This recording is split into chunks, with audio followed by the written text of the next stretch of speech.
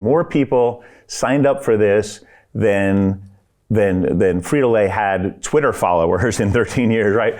And when you think about the stats that we got versus expect, now we knew it would be interesting, like otherwise we wouldn't have done it, but we didn't know it would be this interesting. You would expect, I think, like how many people who scan a QR code on a bag of chips would actually want to participate and take a selfie and send it to friends. What percentage of people who scanned? It was like, I would think like 1% to 3%, like a third did. Yeah. And how many people would share with someone else? Like 40%. How many people come back every day? Like 70+% every day to play a little game, to see how the ball's growing. You know, when you start to think about the engagement metrics, and maybe you're paying a little bit, you know, to get that initial campaign out the door and to promote it, but you're not paying anything for people to share with their friends, and the enjoyment that they get out of it, it's pure value for them and for the various participants that brought this amazing project together.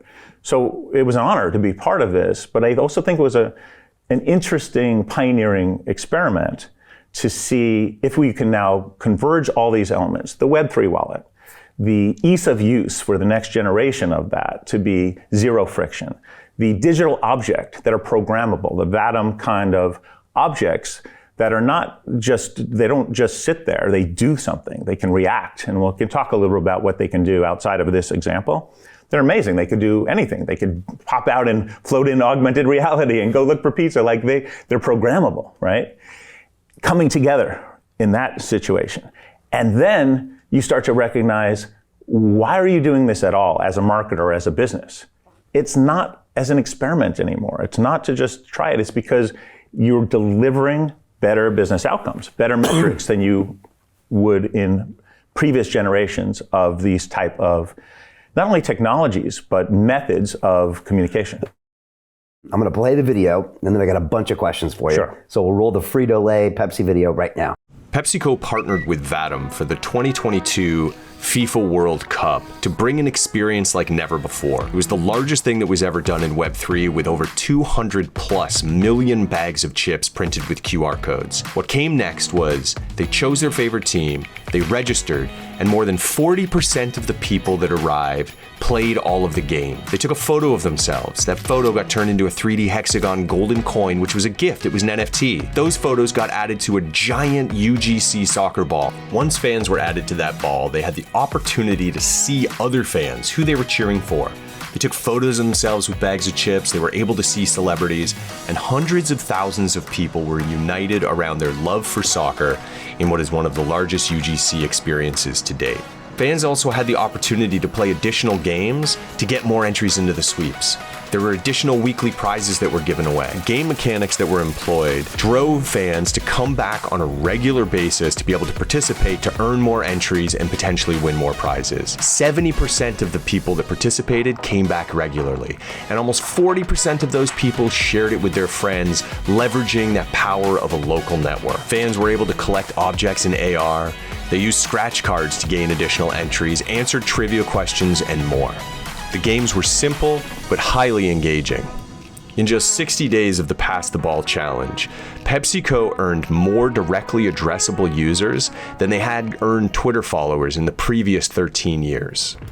Their conversion rates were 10 times greater than what social ads or email ads had generated previously. One of the real value proposition points of Vatom is the reduced cost in customer acquisition cost. PepsiCo saw $1.50 per customer, where the industry average is $22. Not only was the campaign a huge success because of how engaging it was, how much people enjoyed it, and the value that they got out of it, but PepsiCo now has a direct relationship with almost 400,000 people. And they've established a true relationship of value with their customers that's aimed at a lifetime, not just a campaign. So we just took a look at the video of everything that encapsulated. Post-promotion, me as a user, now I've got my own wallet that no one controls. I own that digital asset for a long time. And then the company, what do they have now and what can they do with that? That's a very insightful question, because as excited as one might be by the metrics that you get for engagement during something like that, it is just a better way to do a campaign unless you answer that question, which is, do you now have an ongoing communication channel? And not just an ongoing communication channel, because there's lots of communication channels, but a direct one. And not just a direct one, but one that somebody said, let's continue, right? That's the value. Not the only value, but it's unbelievably new. When a company says, we want first-party data, we want better data on our customers, the majority, I'm not saying all, but the majority then don't know what to do with that. Okay, we gathered all this data. But what if you now have leveraged that in a way to set the stage for an ongoing successful relationship? This is why I think people are recognizing that the next generation of what it means to have loyalty will come from these type of mechanisms. To continue watching the rest of the episode for free, visit our website londonreal.tv or click the link in the description below.